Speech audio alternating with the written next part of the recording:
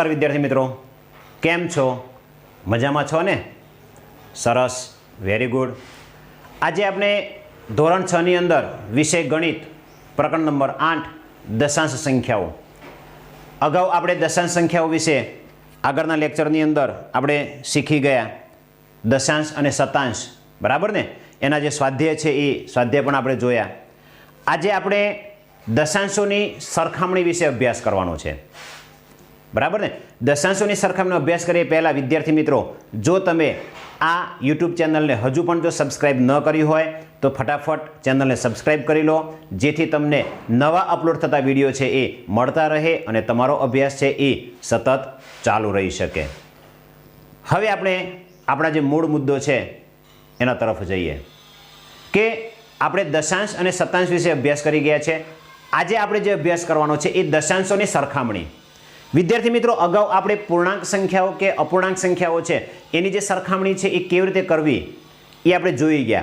प्रथम सत्रनी अंदर आपणे प्रकरण नंबर 1 ज हतुं के जेनी अंदर आपणे पूर्ण संख्याओं छे, बराबर, एनी जे सरखामणी छे ए केवी रीते करवी, संख्या परिचयमां संख्याओनी सरखामणी ए आपणे जोई गया। हवे अहींया दशांश संख्याओं होय तो ए दशांश संख्याओनी सरखामणी छे ए केवी रीते करी शकाय एना विषे आपणे आजे जोवानुं छे। तो અહીં આપણે એક રકમ છે કે 0.07 અને 0.1 આ બંનેમાંથી મોટી સંખ્યા કઈ આપણે નક્કી કરવી છે। એના માટેની ટૂંકી રીત પણ છે અને એની જે કહેવાય કે સ્થાન કિંમતના આધારે જે કિંમત છે આપણે શોધીએ છીએ, બરાબર, એના આધારે પણ આપણે નક્કી કરી શકીએ છીએ। તો અહીંયા વિદ્યાર્થી મિત્રો જોઈએ કે આ જે દશાંશ સંખ્યા છે, બરાબર, 0.07 એ દશાંશ સંખ્યાને આપણે અપૂર્ણાંકમાં ફેરવી દઈએ તો શું થશે? 7/100, બરાબર।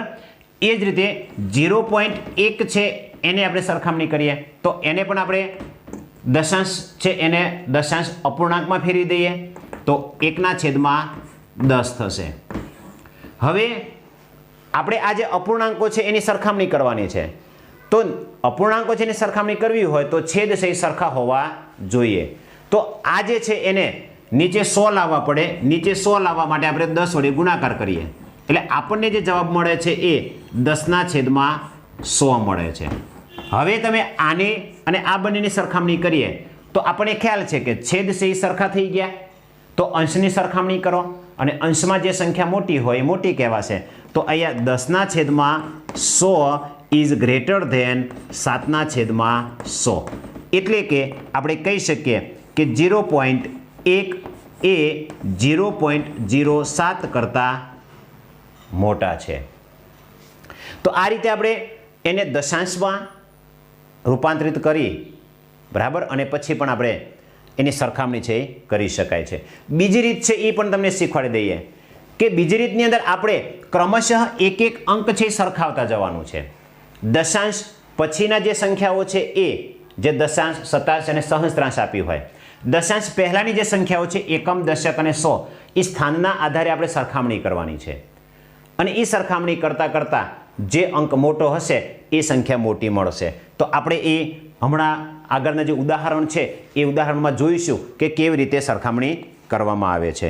એ જ રીતે વિદ્યાર્થી મિત્રો 32.55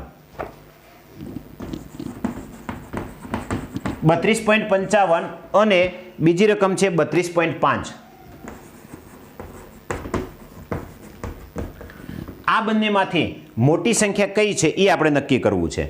તો શું કરીશું, કેવી રીતે નક્કી કરી શકાય?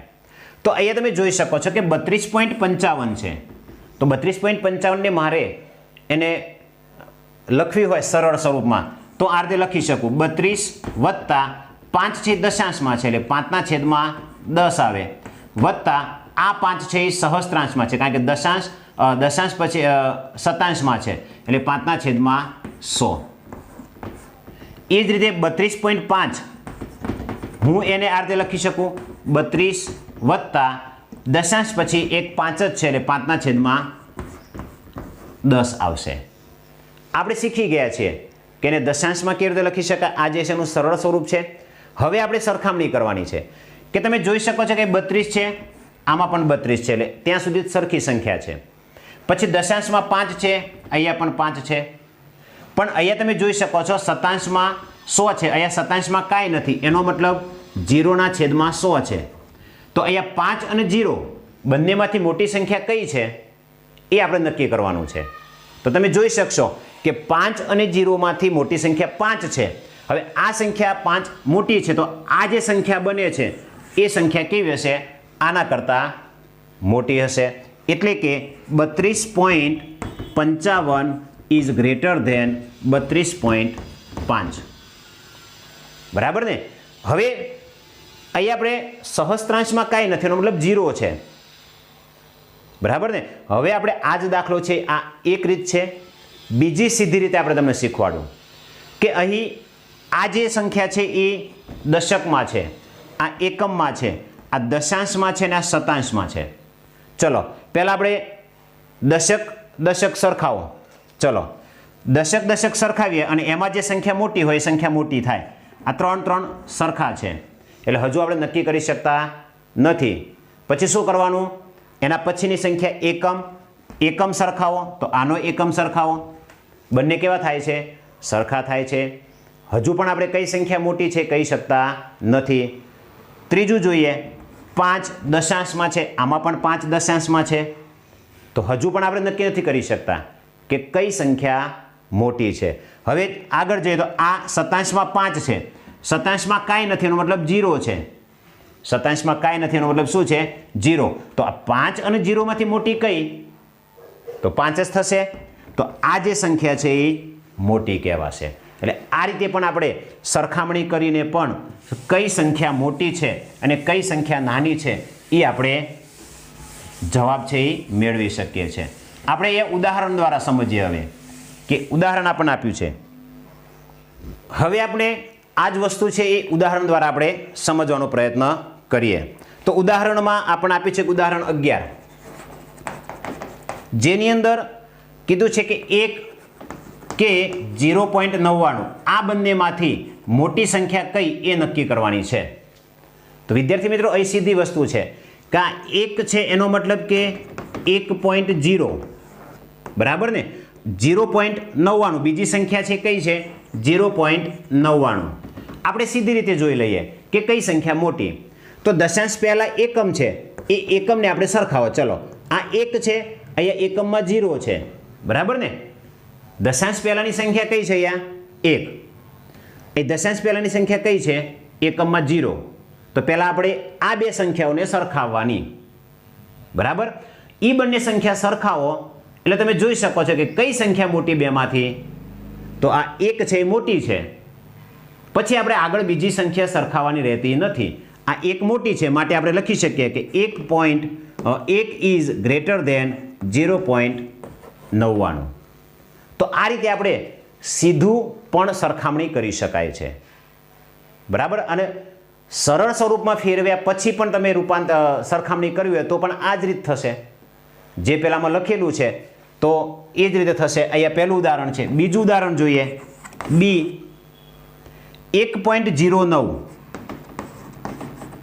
કે 1.093. ચલો આ બંનેમાંથી મોટી સંખ્યા કઈ ને નાની સંખ્યા કઈ આપણે બે રીતે જોઈએ. પહેલા તો આનું આપણે સ્વરૂપમાં ફેરવી દઈએ, સરળ સ્વરૂપમાં. 1 એકમમાં છે પ્લસ 0 છે એ દશાંશમાં છે એટલે 0/10 થાય, પ્લસ 9 એ શતાંશમાં છે એટલે 9/100 થાય. ચલો આ સંખ્યા લઈએ. 1 છે એ એકમમાં છે એટલે 1 વત્તા 0 છે એ શેમાં છે? દશાંશમાં છે એટલે 0/10 વત્તા 9 એ શેમાં છે? શતાંશમાં છે એટલે 9/100 વત્તા 3 છે એ સહસ્ત્રાંશમાં છે એટલે 3/1000 આવે. આ એનું સરળ સ્વરૂપમાં રૂપાંતર કર્યું, બરાબર? હવે સરખાવાના કે ચલો આની અંદર એકમમાં 1 છે, એકમમાં 1 છે, સરખા જ છે એટલે આપણે નક્કી નથી કરી શકતા કે કઈ સંખ્યા મોટી થશે, બરાબર? હવે પછી શું સરખાવવાનું? તો એના પછીનો અંક, તો એના પછીનો અંક છે 0/10 છે, તો અહીંયા પણ 0/10 જ છે, તો બીજો અંક પણ સરખો થાય છે. તો હજુ પણ આપણે કઈ સંખ્યા મોટી છે નક્કી કરી શકતા નથી. ત્રીજો 9/100 છે, તો આની અંદર પણ ત્રીજો અંક 9/100 છે, તો એ પણ સરખો થાય છે હજુ. તો હજુ આપણે આગળ જવું પડે. તો અહીંયા આપણે કાંઈ આપ્યું નથી, એનો મતલબ શું? આપ્યું નથી એનો મતલબ 0/100 શું આપેલા હોય? 1000. નથી આપ્યો એનો મતલબ શું? 0/1000 છે, અને અહીંયા 3/1000 છે. હવે તમે નક્કી કરો કે 0 મોટા કે 3 મોટા? તો 3 મોટા થશે. આ 3 મોટા છે, માટે આ સંખ્યા મોટી થાય છે. એટલે કે 1.093 ગ્રેટર દેન 1.09. બરાબર ને? આપણે આ નથી લખવું, ચલો, અને સીધું સરખાવવું છે તો પણ તમે સરખાવી શકો. 1 સરખો છે, 0 સરખો છે, 9 સરખા છે, અહીંયા 3 વધારાના આપેલા છે. વધારાના એટલે 3 છે, એ મોટા છે આના કરતાં, એટલે આ સંખ્યા છે એ મોટી થશે. તો આ રીતે વિદ્યાર્થી મિત્રો આપણે સંખ્યાઓની સરખામણી છે એ કરી શકાય છે. બીજા કેટલાક ઉદાહરણ દ્વારા થોડોક પ્રયત્ન કરીએ આપણે સમજવાનો.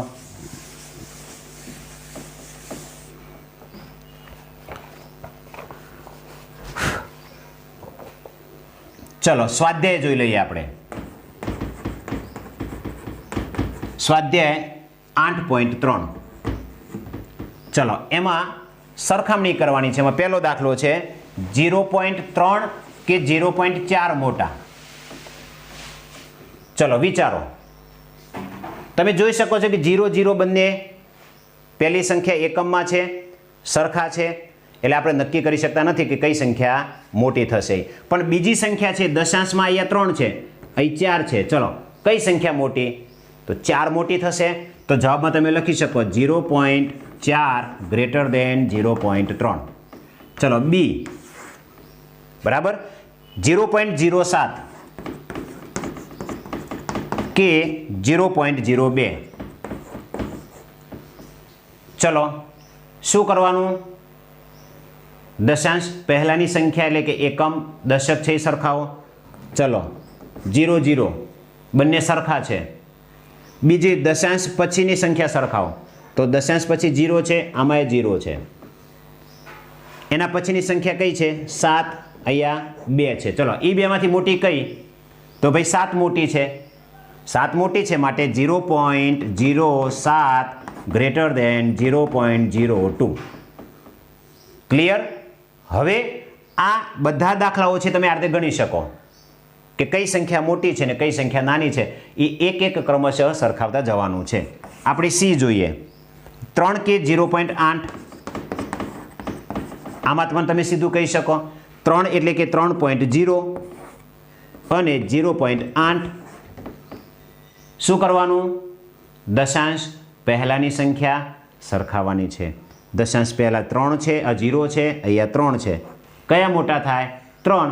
તો આ સંખ્યા મોટી થશે, એટલે 3 ઇઝ ગ્રેટર ધેન 0.8. બરાબર? એ જ પ્રમાણે ડી 0.5 કે 0.05. 0.5 મોટા છે કે 0.05 મોટા છે? આપણે સીધી રીતે સરખામણી કરીએ તો ચલો એકમમાં સરખા છે, દશાંશમાં 5 છે અને અહીંયા 0 છે.